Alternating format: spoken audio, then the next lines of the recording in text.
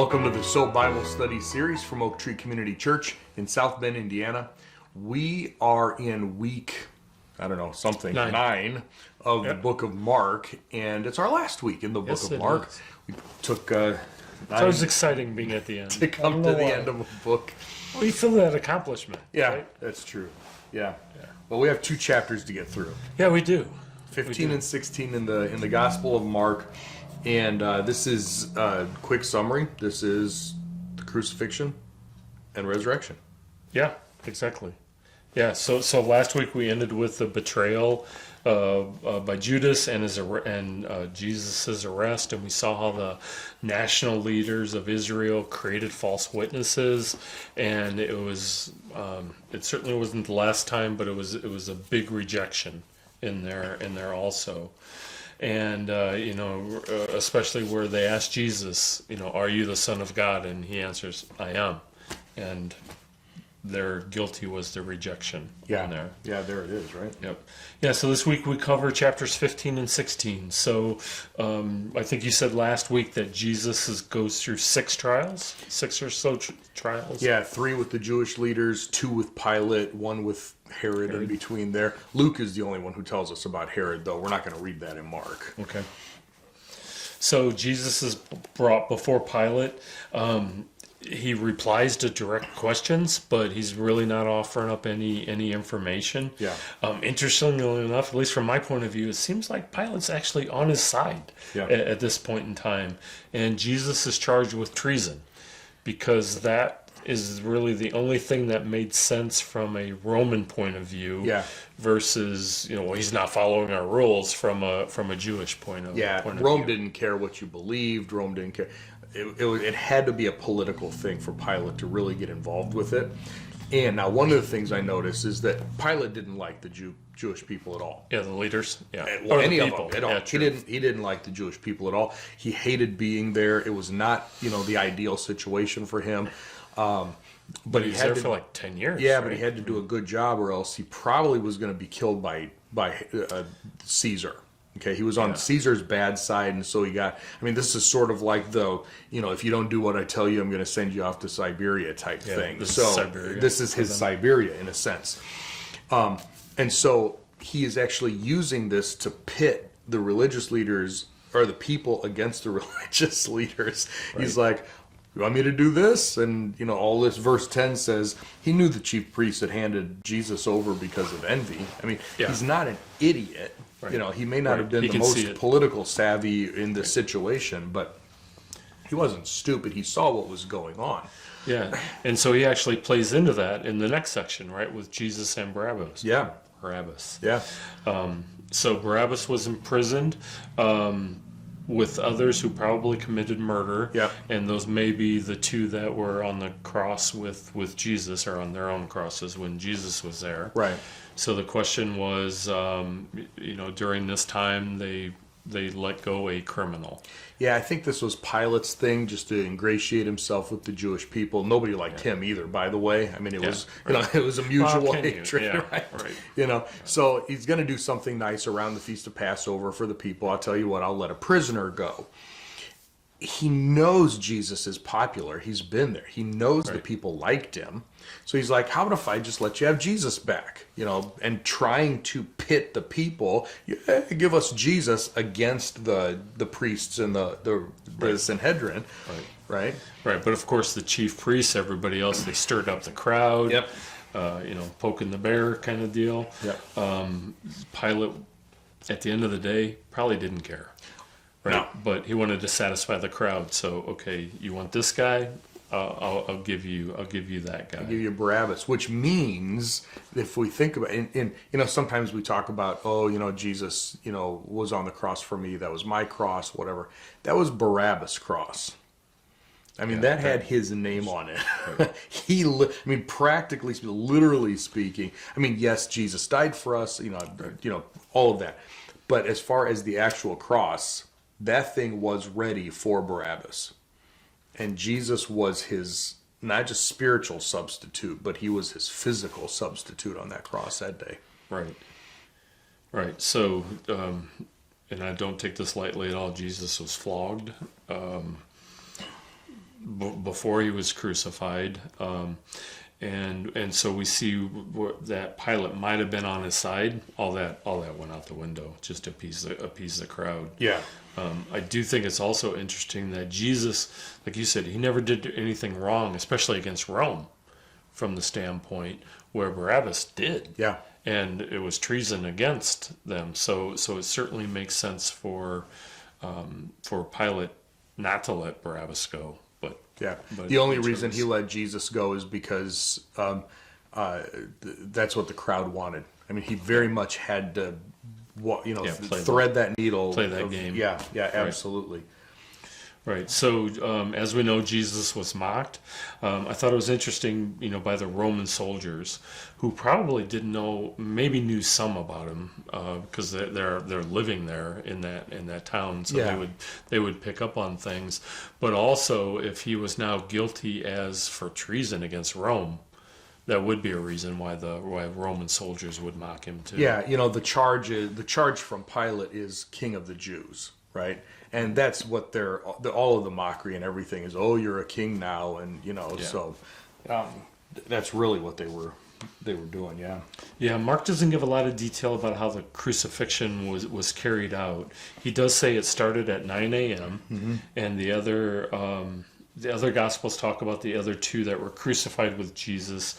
Mark just says that they were both verbally abusive to Jesus and leaves it at that. Yep. We also know through Mark that Jesus was flogged and beaten enough that he couldn't even carry his own cross. Yeah. Right. He had to have help. Isaiah 52 says, at the end of Isaiah, we're sort of familiar with Isaiah 53, like a lamb was led to the slaughter type thing. But the last couple of verses of Isaiah 52 say that he was disfigured to the point that he almost was unrecognizable as a man. I mean, just, his beard was ripped out of his face. He was so weak of blood loss, and like you said, he was completely disfigured by this point. Right. We can't imagine just how bad. The Passion of the Christ movie tried to get somewhat close, but it was nowhere close at all. So, what Mark says about his deaths is that darkness came over the whole land from around noon till 3 p.m. Jesus died about 3 p.m. If he was put on the cross at 9, that's about 6 hours that he was on the cross. Which was very quick, as we'll see. Pilate was really surprised. He's like, "How is he dead already?" Yeah, this was made for suffering. Yeah. Right. The whole goal of doing this, and the Roman soldiers were they were experts at this, right? This should have dragged out for a long, long time, and it's just one more thing that reminds us that Jesus was in control of this every step of the way. It didn't look like it. It looked like he was the victim. It looked like he was completely out of control. But he was in control. The way he talked to Pilate, the way he, didn't speak at most of the time, the way everything happened, he gave up his life. His life was not taken from him. He was not killed the way we typically think. Right. He gave it. He gave it up. Yeah. He laid down his life according to John 10, and he had the authority to take his life back, which we'll see in the next chapter. Yeah. So one of the things I always got to bring up is he says, my God, why have you forsaken me? And that can be taken a number of different ways. Yeah. So I think we need to talk about it. I mean, certainly there was a change that happened, something different. And, from my mind, Jesus and God had this relationship, they were together. Yeah. Physically together and mentally together. He comes down on earth. Maybe there's some kind of separation, but we see Jesus praying all the time, doing God's will, doing the will of the Father. So there was still a deep connection there. Something seems to have changed. Yeah, there are a lot of people who think that this darkness was because the Father turned his back on Jesus or whatever, because, the next verse says, why have you forsaken me? Right. I've got a problem with that because if the Father could actually abandon or forsake the Son, now you've got a rift in the Trinity. Right. I don't see how that is possible. I don't see how that stands. Yeah. You know. Well, I think the thought process is if Jesus had the ability to get down from the cross, was choosing not to do it, God pulls back. You know, is Jesus going to freak out, whatever the right word is, right? And call in for help, and and not go through with it then. Yeah. Right. Again, right. that's That's a human factor right. versus a and he is human. He's 100% human, but he had already given himself completely over to this. Not my will, but your will. And of course, God, the Father, knew that he wasn't going to give up. The Spirit knew that he wasn't going to give up. They're still in perfect harmony as far as what's going on.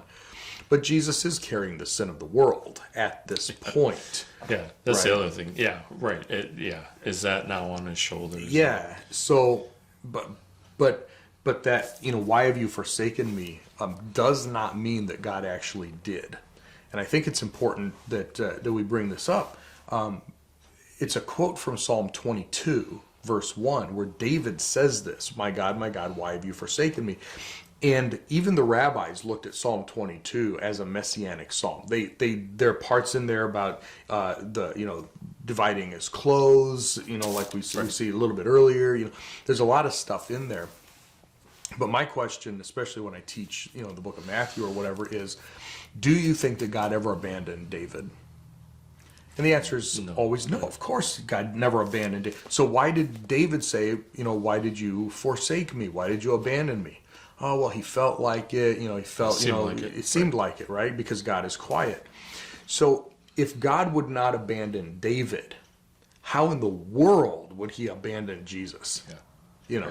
Just because he felt lonely, he felt forsaken, he felt abandoned as he's hanging there on the cross. But that doesn't mean that God did it. There are a lot of times we go through things where God is quiet. Right. And we think that, are you still there? Right. That and doesn't we see mean he's that's gone. intentional. Yeah. Sometimes. Yeah. So I would say absolutely he did not forsake Jesus on the cross. Jesus was not hanging there alone. Right. Yeah, I think it's interesting at the very end, after he's been on the cross, after he's been beaten, now he's on the cross for 6 hours, he cries out in a loud voice. Yeah. Almost giving it at the end. Yeah, and Mark doesn't say it. Some of the other gospels say, it is finished.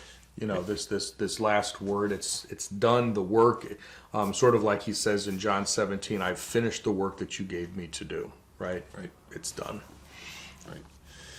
So the temple curtain tears from the top to the bottom. Yeah. A lot of people, that's a recognition of God tearing it, versus If man people from were the doing bottom. it from the bottom up, right? Yeah. Yep. And then there's the centurion, and the centurion says in Mark, surely this man was God's son. So how did he come to this decision just based on how Jesus died? It had to have been more than that, right? Well, it seems that way. Mark doesn't include, and if he's really hanging on the cross for 6 hours, how much conversation goes on in 6 hours? There's supposedly, just within the Gospels, there are at least 7 things that Jesus said from the cross. Mark doesn't include most of them, but he's hearing this, he's watching the mockery, he sees the King of the Jews on the placard, he's listening to, you've got the women who are there, the ladies, and some of the disciples are showing up here and there. He's watching and listening. He's a gauge of, he knows how to gauge people.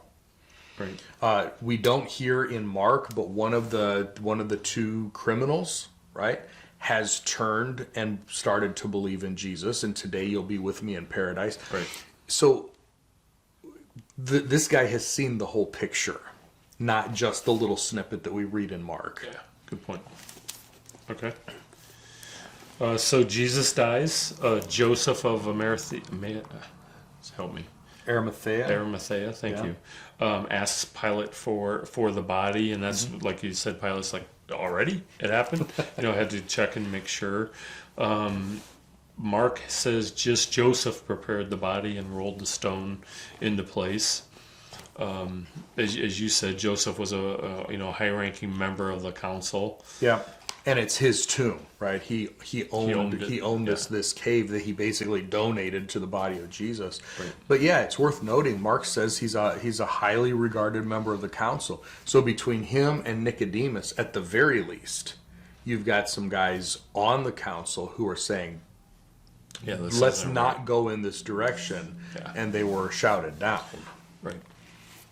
Yeah. So, but it wasn't unanimous. I mean, I think it's worth knowing it was not unanimous when they did these mock trials, really. Mary Magdalene and Mary, the mother of Joseph, it says in verse 40 says James the younger and Joseph. This is Jesus' mother, Mary. Jesus had a brother named James, a brother named Joseph. Okay, this is not James and John. I think that's Salome in verse 40. Okay. Okay.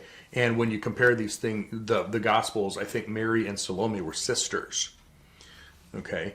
But Mark never says Jesus' mother. Right. It's the mother of James and it's the mother of Joseph. Any idea why? Unless it just has to do with, like we've talked about, Peter recounting his memories and who they were going to. I mean, James became the lead pastor of the church in Jerusalem and that sort of thing. So, right. So they brought spices to anoint the body. The stone was moved away when they got there. Yep. And when they went in, there was a young man with a white robe and said, "Don't be alarmed." Yeah. Right. Jesus isn't here. Go tell the disciples, and then meet up with him in Galilee. Yep. And it's the end of the story. Well, yes and no. First of all, before we get to the end of the story, I love verse 7. Because remember, this is we've said repeatedly now, this is Peter's recollection, right? Mark is writing down Peter's recollection. Chapter 16, verse 7. Go tell his disciples, even Peter, that he's going ahead of you into Galilee.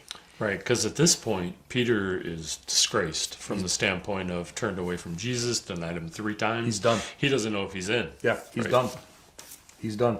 Right. And Jesus comes back and the angel says, go tell everybody and don't forget Peter. Make sure Peter is there. Yeah, that's agreed. And I love that. I love that. It is.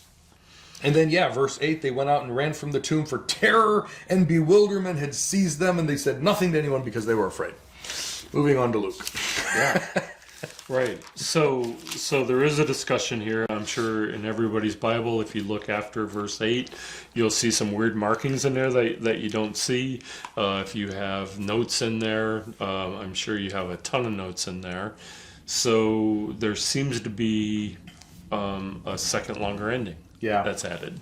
Well, so here's the problem, is that some of our ancient manuscripts, these copies of what the Mark actually wrote, didn't have anything after verse 8. Some of these copies have a short ending. Some of these copies have a longer ending, which is what we see in verses 9 through 20. And some have both the short and the long in there. Right. So what are we supposed to do with that? Which one is it? Right. So from, the standpoint is you include it and you mark it as here's what we're seeing. Yeah. So then the big question is there anything in these final verses that are contradictory to? No. Controversial, yes. Yeah. Contradictory, no. There's nothing in verses 9 through 20 that goes against anything else that the Bible teaches or presents as truth. If we don't have verses 9 through 20, we really don't miss anything.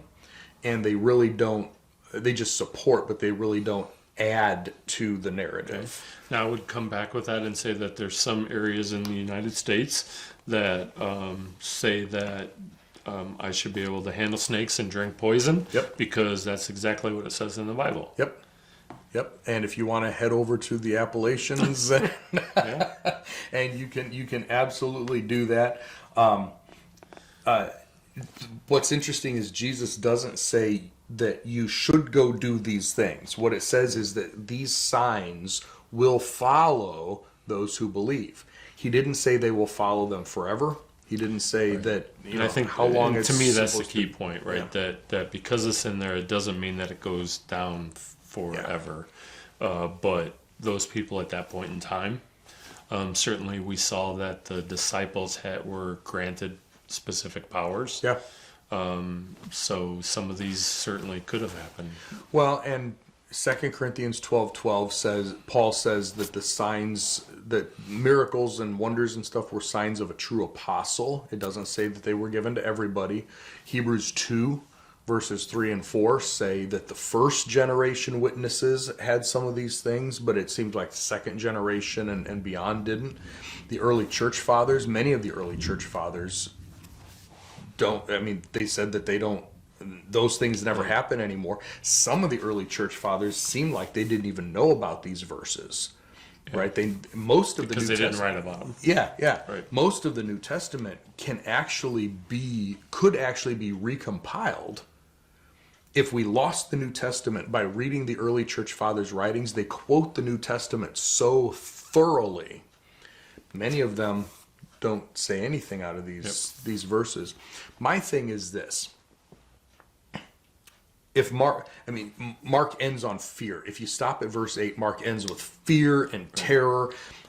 It's not gospel. It's not good news, right? And especially since it's Peter's recollection, you would think that there would be something that comes after it. However, verses 9 through 20, if you look at the Greek text, I counted, I think, 17 Greek words in these 12 verses that don't show up anywhere else in Mark. Yeah, so it looks like it was added, like somebody else wrote it. It's right? Well, it looks like it because was they used added their later, words. right? Yeah. Now, here's the thing. Is your vocabulary bigger today than it was 30 years ago? Right. Of course it is. More experience, more all sorts of things. So I'm okay leaving it in here. I'm even okay saying maybe Mark added it later. Maybe he intended to write it and he didn't write it right away, but he added it later. It's very short. It's very quick summary. I mean, it's even shorter than a lot of the other stuff in Mark, But because it doesn't contradict anything, I have no reason to say it doesn't belong in here. Yeah. But we should be honest enough to admit, or acknowledge that it's a little weird. So I guess you could also say we shouldn't build a theology off of it. Yeah, absolutely. Those couple of things that are, by the way, every single one of these things that Jesus says, these signs will follow those who believe. Yeah. Every single one of them, except drinking poison, shows up at least once in the rest of the Bible, and usually in Acts, right? He says, pick up poisonous snakes and with their hands. Paul did that unintentionally. I mean, Paul's not chasing, come here, trying to grab snakes. But one bit him, and he shook it off, Right. Drinking poison is the only one. And they went from... you aren't anybody to, he's a god. He's a god. So all of this stuff, I mean, we actually see it occurring in the Bible anyway with the apostles. Right. Yeah. I guess the only difference would be the timing of it, and like you said, it maybe lasted for a generation where people are thinking, well, I need to prove my faith by doing this today. Yeah, I think it says these signs will accompany those who believe, or will follow those who believe. Jesus never said you will be able to do all of these things anytime you want to. Right. I think that's two different things going on there. Yeah. Okay. So definitely read the last 12 verses. Feel free to read the footnotes. If you've got footnotes in your study Bible, read up a little bit about it. If you still have questions, you can ask us. We can go into a much longer conversation about some of these things. But for our purposes, for this video, just know that, as early as like the 3rd and 4th century, which is like, 2 and 300s AD, right? Right. Some of the oldest manuscripts don't have, some or all of the verses in here. So, all right. So it's worth noting. So we're done with Mark. That brings us to the end of Mark. Yeah. Wow. Next time we'll start a new book. And So we put check mark on. just keep on going. Obviously, the crucifixion and the resurrection, it's a hard read if you think about it.